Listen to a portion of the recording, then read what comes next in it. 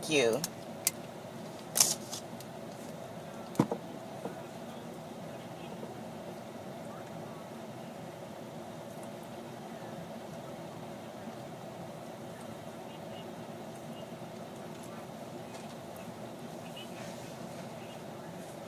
So, one of the things that I didn't get into is I have a nonprofit organization, Hosanna for Youth, and it's a platform for those that's been impacted by incest, molestation, and rape by a family member or a trusted family friend. And we're located in South Florida, and so when I was approached, it was like I was going home. It felt like we were having a party, and I always get excited with a chance to share my story. Being that I realize over this journey that sharing my story also helps someone else identify and to know that it's okay to tell.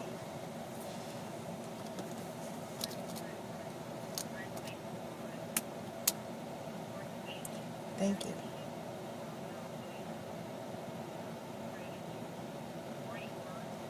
Thank you.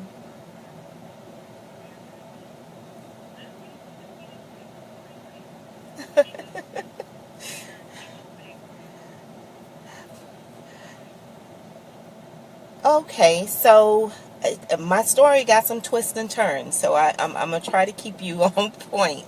I do consider myself as being molested, even though I was raped as well. But I say molested, and I'll explain that to you. I say molested because it was a family member, and it started out that way. The fun and the games, the touch here, the touch there. So when I totally identified with what happened or had been happening, I was 8 years old. But when I went to therapy later on, I realized that it was actually happening way before that. So one of the things that was, I was taken out of the home of my mother by the state because she was abusive. And once I was taken out of the home, my grandmother, my dad's mother, she came and got me so that I wouldn't be a ward of the state. And being that, every opportunity, she was older, my dad was around, it was like a field trip. You get to go to different relatives' house. So I had a family member that was very well off, live in an affluent neighborhood. The kids didn't look like me. They went to private school and everything. And I always thought that was like, a blessing to be going to their home, only to know that it wasn't. And every opportunity that I would receive that, oh, you can go stay over to your cousin's house, I was like, oh, wow, thank you. Oh, I'm so ready, to pack my little suitcase and to go. But when the night came, my oldest cousin, it was almost like this dark, spooky feeling, like a ghost, like a a presence that now I identify, as this nastiness will creep in the room where it was only one twin bed that I stayed over with, his sister, and I would feel, later through therapy, his sister tense up, because she knew he was coming in there. And at first it started with the fondling, touch, touch, touch, touching the breast, touching the vajayjay, Then later, it went to taking your penis and putting it in between my legs and going at it. And not in between my legs, but in between my thighs. Not in me. In between my thighs until you ejaculated. And then once that, as time progressed, every chance you got, you wanted to take it another step, but I would lay there, that little girl, stiff as a board, scared out of my mind as, the touches become, actual, exposed parts, and from exposed parts to penetration. And then my thing that I was so consumed with is I never told. That haunted me for years as a teenager. I was very promiscuous, um, defiant. I mean, anything that you can think of that rebellious, I became that girl. And what ended up happening, by the time I was 14, I was pregnant. 15, pregnant. You know, none of these kids are here. I'll say that because I went through a series of abortions. And it wasn't a series, it was a lot, to be honest. And not because I was that loose little girl, but I was identifying with what had happened to me. So when I was looking for that, even though I wasn't, I thought that was to do, I'll say, back then. So fast forward, I'll fast forward as I began to, grow and mature and going through every breakdown you can possibly think of, the mental breakdown, the drugs, low self-esteem, no ambition, not working, everything you can think of. That was me. And that's where I decided that I was going to sit because, everyone always say, they didn't know what had happened that had me acting in that manner. And no one ever cared to ask what was wrong with this girl. So, I never confronted or anything, but it was an incident that jolted me to say that I have to do something. At some point in time, I needed a place to stay. And I went back to my grandmother's house years later. I'm in my 20s now. And I had to be exactly 21. And I had the one child that I was pregnant with, and I decided that I wasn't going to have any more abortions. I was going to keep this baby no matter what. I'm going to keep it. During that time, well, let me back up. I dropped out of high school and eventually went back. Everything you can possibly think of. It just seems so unreal, but it's a real story. So I'm at my grandmother's house, and the perpetrator was also living at my grandmother's house at the time, and I had my baby there, and she and I was sleeping in the bed, and right in the middle of the night, I heard the door creak. This is years later, and there he was, reaching over me to get the baby. And that's when it all came crumbling down. And going through that with the family members, oh, you making it up. Oh, that's not true. Oh, no. It was just such an ordeal. They made it that I lied because of who I was or what space in my life I was in. And I'm like, no, he came in here to get my baby. And they like, oh, Aunt Jean, you making that up and da-da-da. I said, okay. So there I am back again in this dark hole, just trying to find my way, not knowing technically that it had such an impact on what was happening then or what had happened in the past from teenager on up. Not until in 2006 when my dad died, and I went to seek therapy because I was having a hard time dealing with his death. The therapist tapped into all of that stuff and made me address it. And when we began to talk, like the Dr. Porter said about boundaries, I had no boundaries. I didn't even know what boundaries was. I didn't respect myself enough to even care. No one I knew showed that. I had nothing to feed off of because our community, the persons, everything, it was not one that someone embraced and said, okay, let me help you up. Or you see them and watch them to know, learn things from it. So, it wasn't that way. So I had to find my way. And that fight or flight is what I had to do. So my life didn't start until 2006. I was either going to die with my dad, or I was going to fight to live. And I promised God, if I lived, that for every chance I had on this earth, I will make sure that anybody in the condition that I was in have a chance to know it's okay to tell. And it's not necessarily that you're telling on your predator or you're confronting your predator. It's just telling yourself it's okay. You can live through this. Being a survivor is something I embrace with a super S. Everywhere I go, I wear it and I tell them. I'm sorry, you were going to say something? Okay. So I don't let the past, okay, let me say this.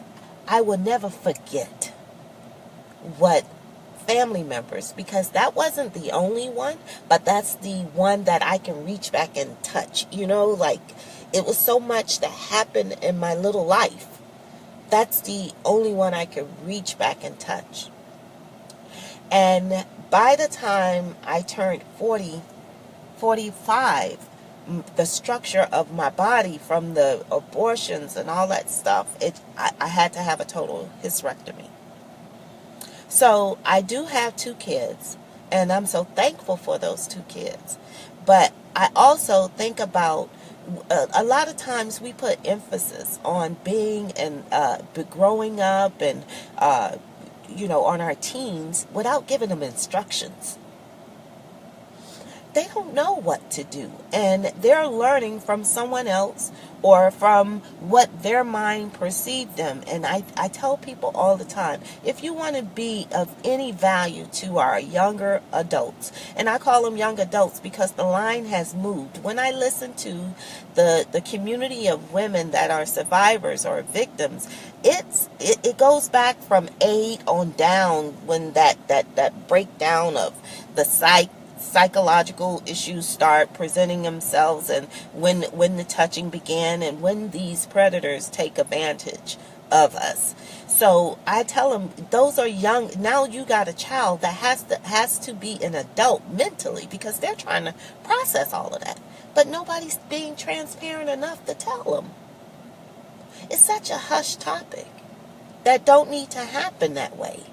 I warrant for every person that has an uncle nasty or auntie nasty, or this is their story, whatever it was, neighbor nasty, be brave enough to say to your children that this happened to me, because the same thing that that caught you off guard will present itself also to your children. And if they don't know your story, how do you think they're going to react to it? This nearly killed me. It nearly broke me to nothing. Most of my family are long gone. Family members don't talk because of.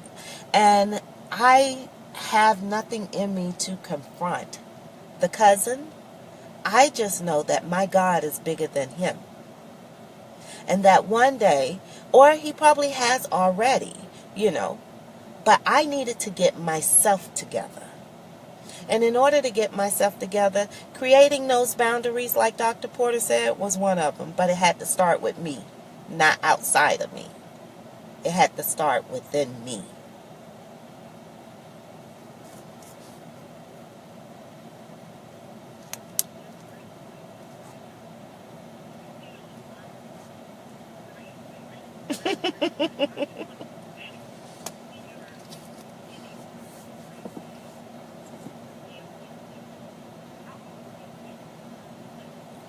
So, the one that I identified with was 8 years old.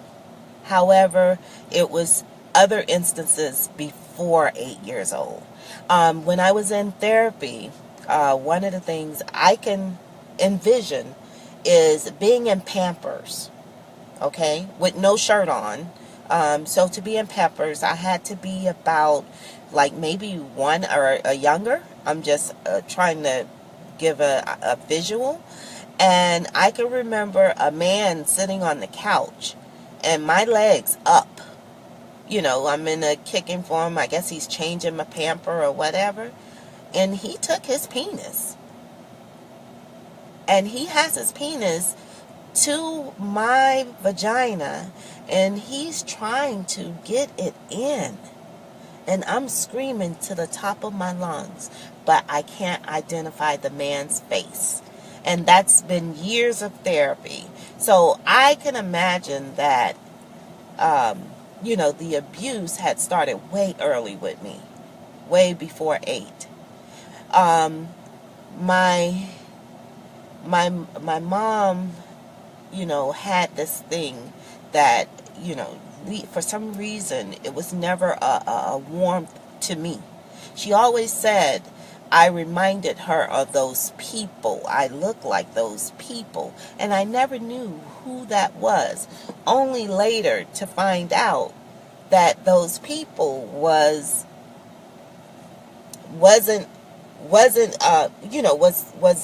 actually the relatives of, my lineage was of me. And so I never got the full story of all of those people. But when she would think about that, she would beat me until I bled. She would make me take a bath, and I was a little kid. I was 5 and 6. And she'll say, take a bath, get out the tub, and here we are. Whether it was a extension cord, a switch off the tree, belt buckles. I mean, by the time I turned 11, I wear a short haircut now, but she cut all my hair off by the time I was 11. Just because I was a constant reminder of a torment time in her life, I guess. We never got a chance to really have this conversation because she died in 2001. Yeah. So, yeah.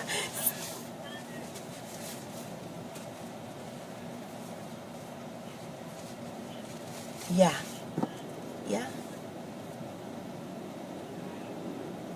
A baby. I was a baby. And it bothered me, yes. It bothered me as I became sexually active. I even though I was very promiscuous, it was almost like I tell people now that I actually became a willing predator. If that can, I became a predator, a willing predator, meaning most predators, are looking for someone who's not willing to participate. Like they it's a rush or whatever. But I was looking for those who would participate so that I can fulfill whatever that ugliness that had became of me. And so with this happening sexually, I had no boundaries. I wanted everybody to want me. Now I don't want nobody to want me back. It just took me through a different cycle.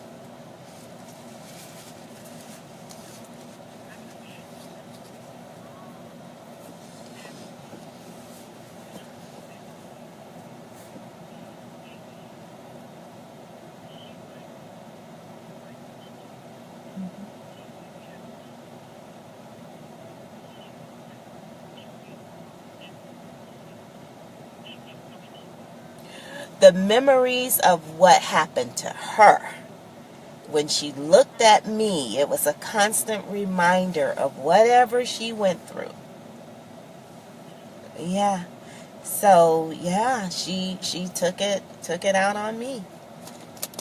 And by the time I was, 8, I was living with my grandmother. The state I was in school, walking down the hallway. And the principal, was like, you kids get to class. And when the principal touched my back to shove me on down the hall, I moved. And you snatching your way? I go, no. Go to the office. Well, by the time they came to the office and I was in trouble yet again, and they pulled, I said, I didn't snatch your way to be grown. It hurt. and they pulled my shirt up in the back. I had more welts on me than Jesus, I promise.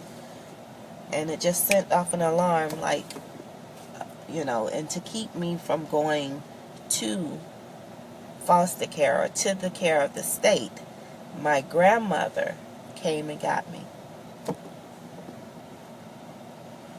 So.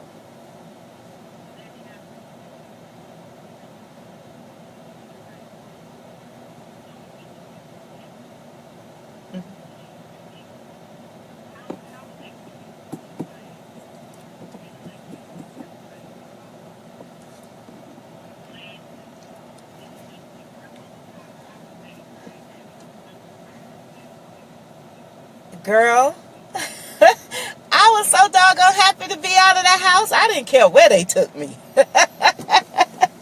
Oh, goodness. I can remember, all the police is in the attention, and I was like, oh, good, this is going to stop, because I was identifying with what was happening at that particular time. And those whoopings, oh, my goodness. I was like, okay, I didn't care where they took me. But to know I was going to my grandmother's, I was so, so, so happy. But then that opened up the next phase, that 8-year-old little girl, wanting to play with her cousins. Grown people think that,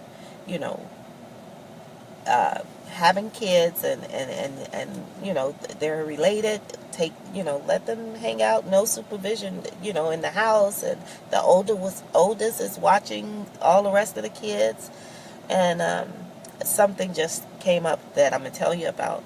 At my cousin's house, they had like a solid color of furniture, like all white. Everything was so crystal clear, white, pretty, And at my house, it was, every wall was a different color. The furniture was mismatched, all that stuff. So it was like, oh my God, this is beautiful.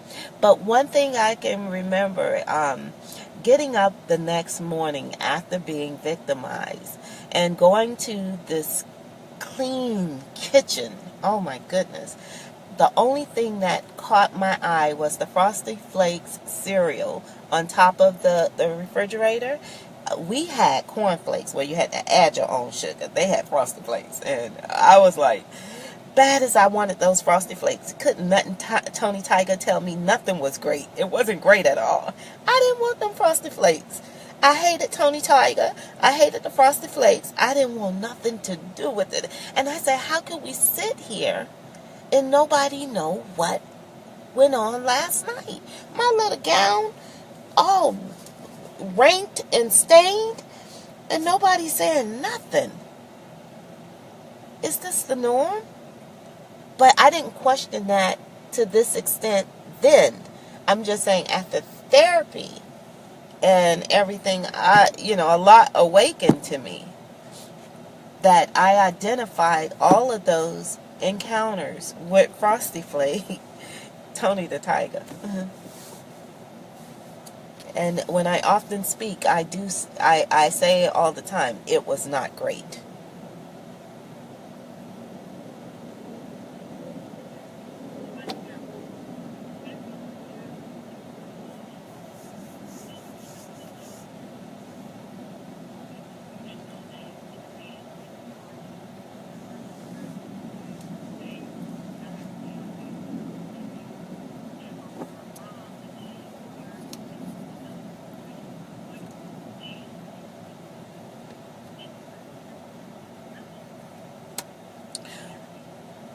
So that perpetrator at the grandmother's house, I was 21 when I said he reached over to get the baby. Yeah. That perpetrator, all the 8-year-old perpetrator and the 21, I was all at my grandmother's house. And a lot of families have where someone else is watching their kids, or they allow someone else to watch their kids. But the one thing that I tell people all the time, you need to know who's in the house, who's visiting the house.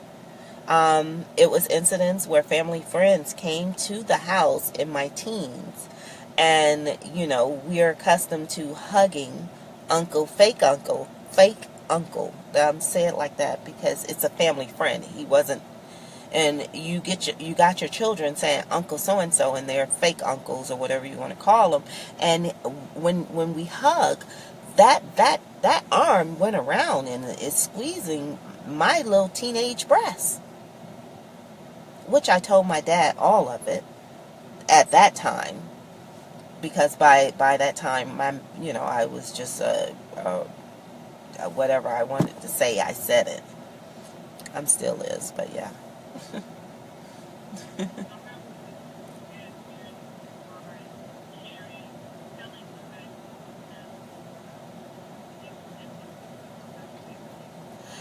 My only confidant at that time was my dad.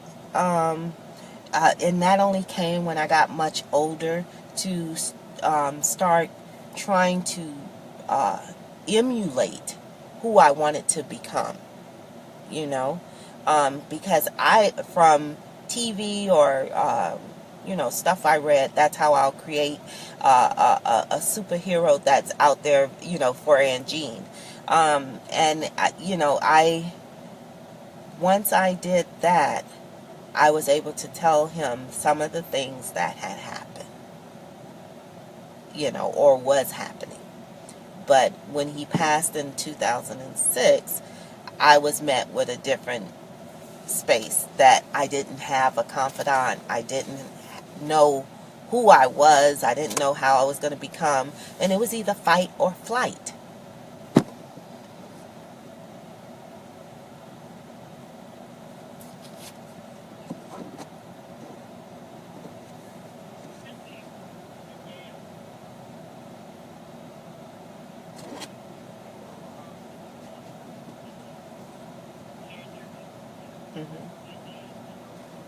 Yes.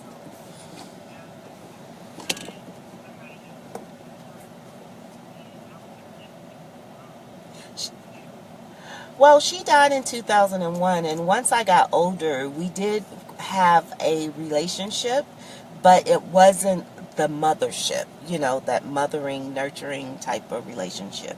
She had become sort of like, I wanted to do so much. She kind of became a dependent, I'll say. Like, I wanted to do so much to show her a different way, or a different, that I became this person trying to give her and, take her different places, give her a different outlook. But that ended soon, too, because she ended up passing it in 2001. From emphysema. So, thank you. So now it's in a space with me. I realize that not only having our children over to relatives' houses and knowing who's all there and everything like that, but being open to allow your children to have conversations with you. Because we stop, when I was a kid, they stop you. Either you're being fast, you're grown, stay in a child's place. Oh, we can't talk about sex. You don't need to know that. Da. And I look back, had someone had these type of conversations with me, I could have had a voice and, say, hey, oh no, this is not happening. Or felt safe enough to talk to an adult to say this is happening.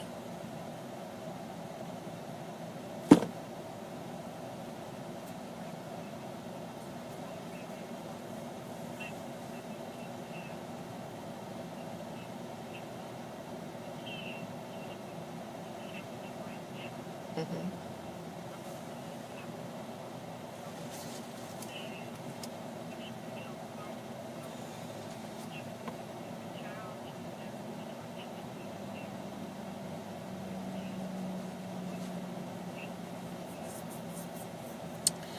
The first thing, is to talk to someone that you feel safe with. And once you talk to them, if it seems that they're not listening, then find someone else. And if that person just so happened to be me, I will take on the responsibility to hold that child's hand and having the conversation with whoever the parent is, or not the perpetrator, but whomever they consider their person to speak with in their family, and creating a process to address it, acknowledge it. Whether it's they want to go through the whole format of contacting the authorities, or going that route, because not everybody want to go that route. I'm gonna be honest with you. Family structures have set the stage that the predator gets to roam freely in the households structure of the family, and they'll deal with it. Not everybody wants to bring it to the forefront like that. So creating a plan of action that is suitable for everybody that's in it, because it's not just us as the survivor or them as the victim.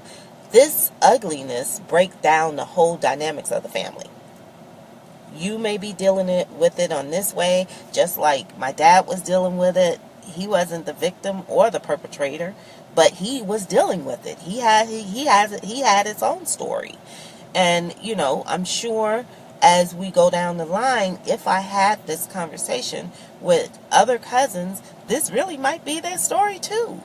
So you'll never know how that thing breaks down, and you have to be cognizant of how you approach it, because we are so quickly to say the victim, the perpetrator, but no, it's the victim, the perpetrator, and the whole entire family. Because you might still have a little brother that's living in the same house with that same perpetrator that the mother didn't want to leave.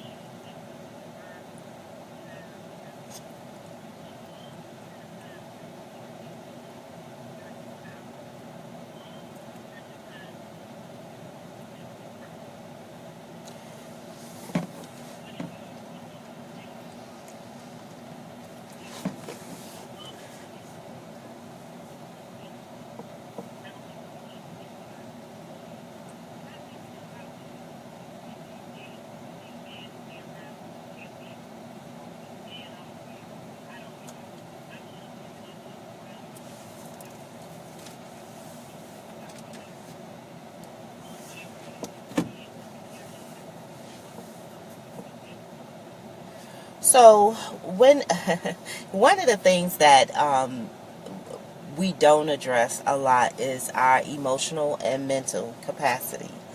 And when you come into situations of, say for instance, that mom, Hosanna for Youth, one, we don't own it. We don't own it as, we let them be in their story, in their space, and we give them tools and nuggets to help them realize that the one person or the one part of the whole equation, in order to make any of this work, that one part is you.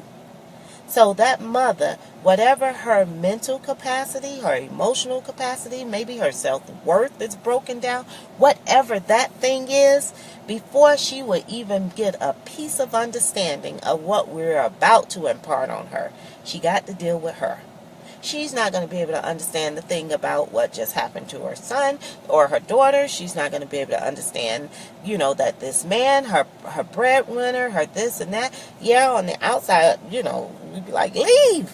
You could do this. But she ain't going to have the strength to know that she can do it because she don't have the emotional, the mental, or the self-worth about herself to think and feel that she can go past this.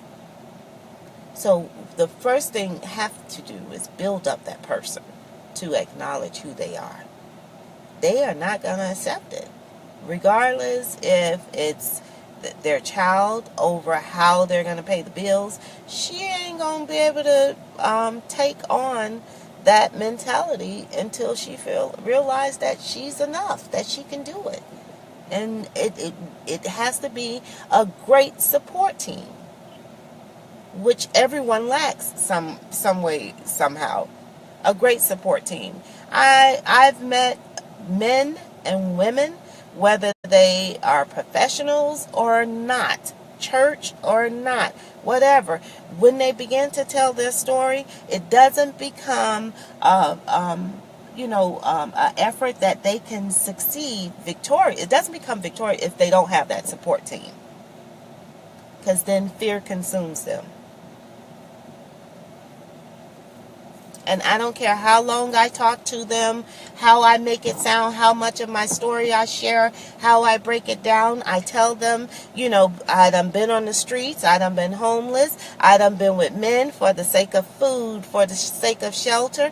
I done been with women. I did it all. I mean, it's nothing that I didn't do. Dropped out of high school, went back to high school, graduated pregnant, took the child to college, dropped out of college, all this stuff. And I give them the whole thing. Oh, now, I own 3 businesses. My life, I'm debt free. I'm doing this. I'm all over the place. And they get so stuck in the story that I don't give them that part, because it's not my story that is going to, ignite that thing in you.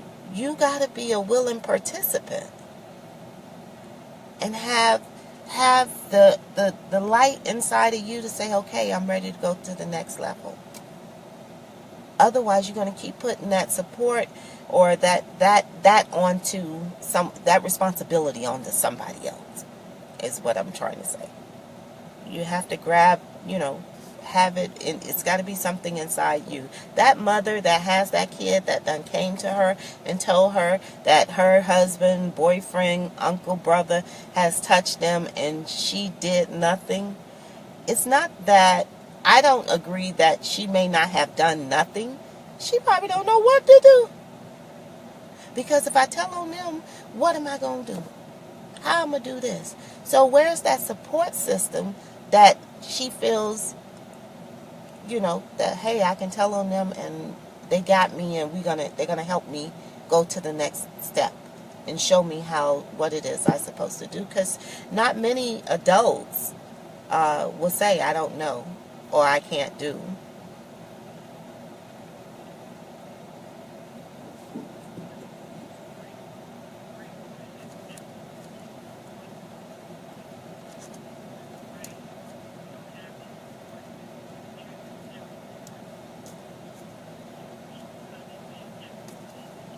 Mm-hmm.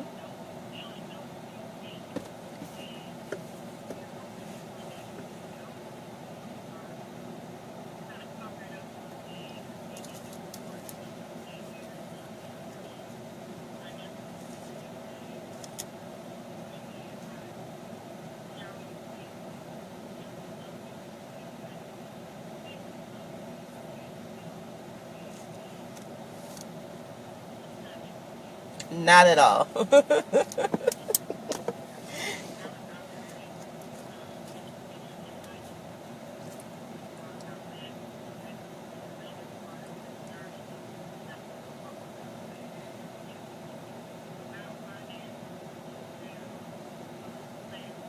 Yes.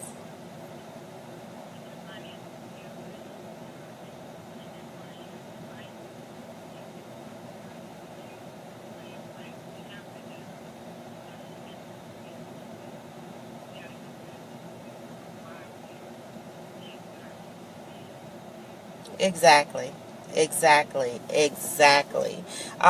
For me, one of the things when you were speaking just now and you're talking about that toolkit, that's why when I say we, I'm sorry, it's Hosanna for Youth. We are in that space of whomever it is, meeting them where they're at and finding what they need to deal with what they have been through.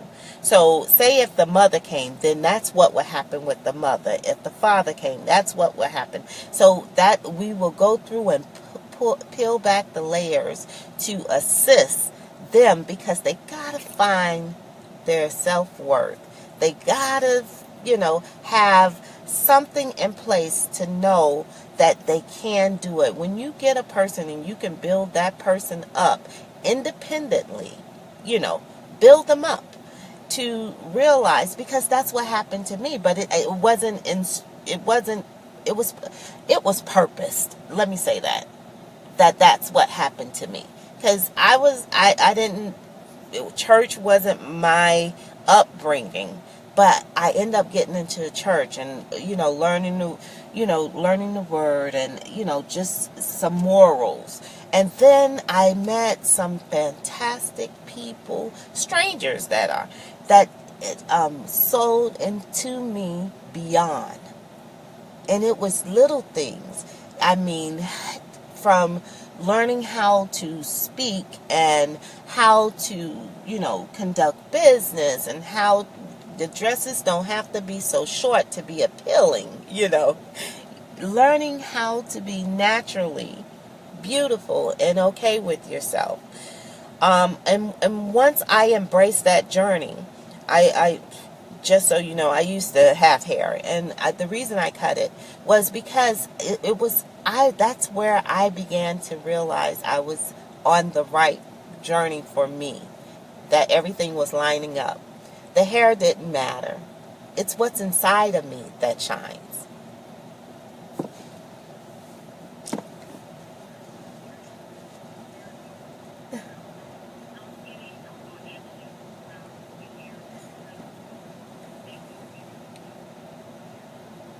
Yeah.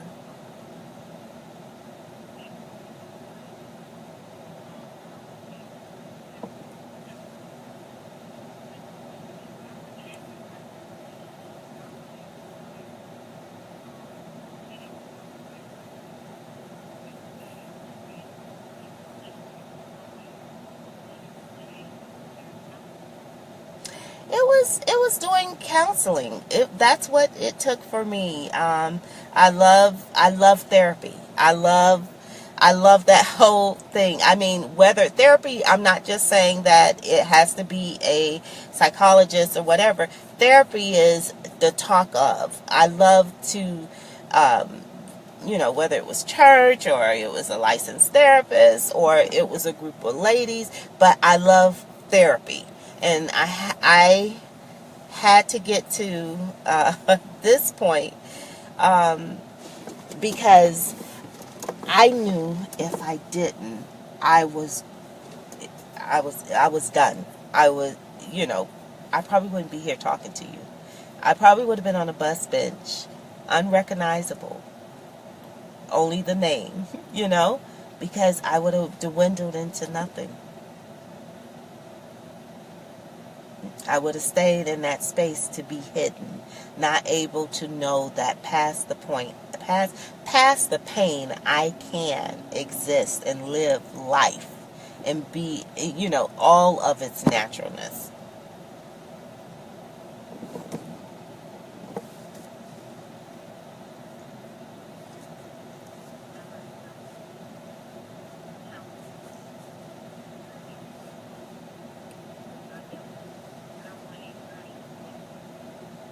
Hmm.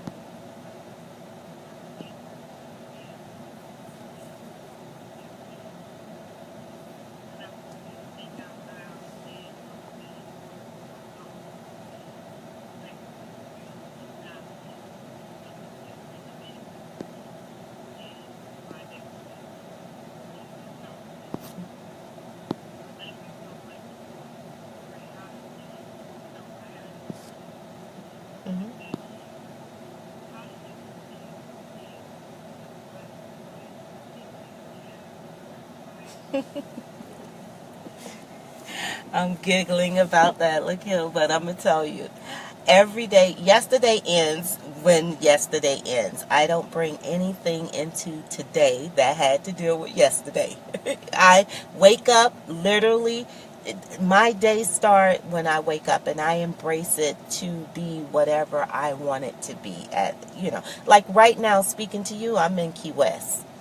And I'm sitting in a park car, as the doctor says she has a speaking engagement. I do too, and I told you. But I wake up every day without thinking about what happened yesterday. I let yesterday be done. And I don't allow nobody to make my day, when I wake up, anything other than, if I wake up and I say this is great, going to be a great day, that's exactly what it's going to be. I have friends that don't, they think that I'm so far left when I explain to them how I create my day or how I create my time. And I tell them sometimes I wake up and I feel like I'm a superhero. So you might see me, not in a crazy effect, but you might see me and I'll be all made up and have on a cape. And you might see me that I'm looking like the next top model, because that's how I feel and that's who I am, and I can do that. So I embrace every day as a gift, and I make it be what I want it to be. If I'm having a really, really bad day where things have shown up or whatever, that's when I pump my brakes and I'm sitting back at my therapy or with whomever for therapy so that I can get it together, which it does happen. But when I'm in my space and my time, I create my days, and I choose it very, very, very, very, very, very cautiously. Mm-mm.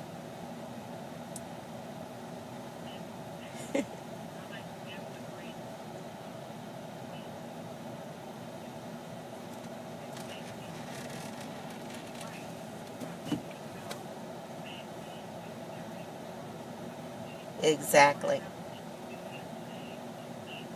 Hmm.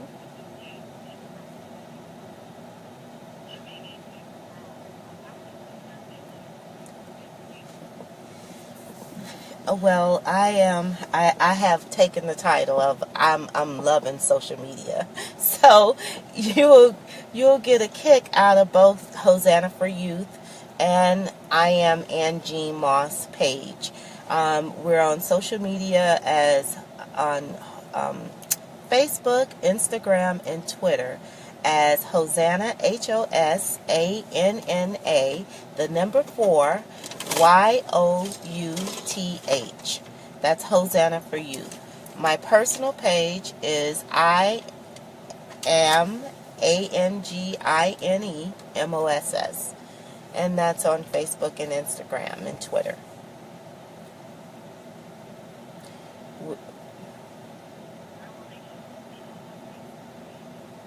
Mhm.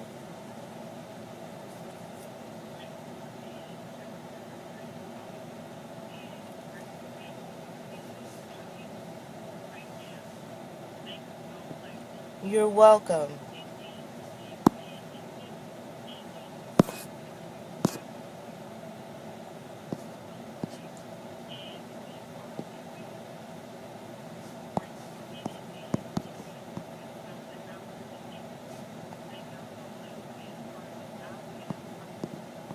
Thank you. Bye.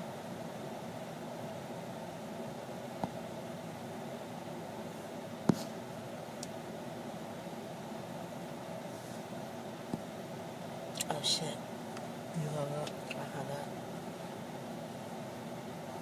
Hey, I need you to get out and let this man know I can't get out. He needs to find. Okay. Do you want it? Hold on 1 second, babe. I'm calling back in.